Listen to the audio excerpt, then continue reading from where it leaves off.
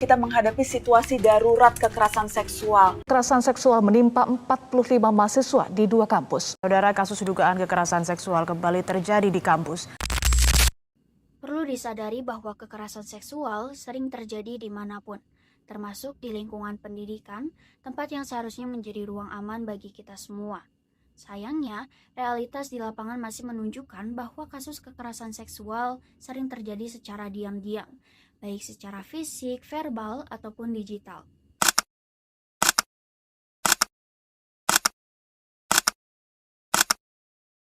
Perlu kita ketahui juga bahwa bentuk dari kekerasan seksual dapat berupa komentar tidak pantas, sentuhan tanpa izin, pemaksaan, atau bahkan penyalahgunaan kekuasaan oleh pihak tertentu.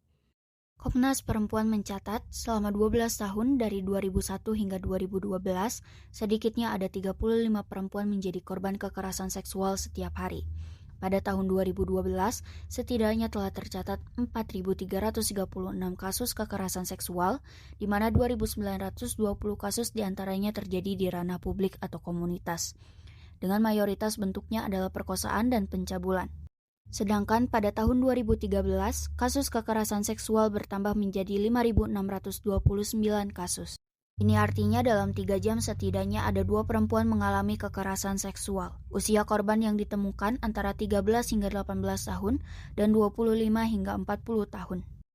Masalah ini bukan hanya soal perilaku saja, tetapi juga merupakan pelanggaran dari nilai-nilai kemanusiaan dan moral bangsa. Dalam Pancasila sila kedua, kita diajarkan kemanusiaan yang adil dan beradab, yaitu menghormati martabat setiap manusia tanpa kekerasan ataupun diskriminasi.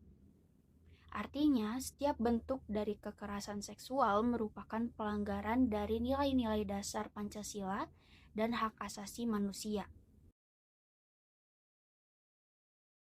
Lalu, apa yang dapat kita lakukan? Pertama, tingkatkan kesadaran dan edukasi. Kita perlu memahami apa itu kekerasan seksual dan bagaimana cara mencegahnya. Kedua, berani bersuara dan saling mendukung. Jika kita melihat atau bahkan mengalami kekerasan seksual, jangan diam, tetapi laporkan kepada pihak yang berwenang, seperti Satgas PPKS.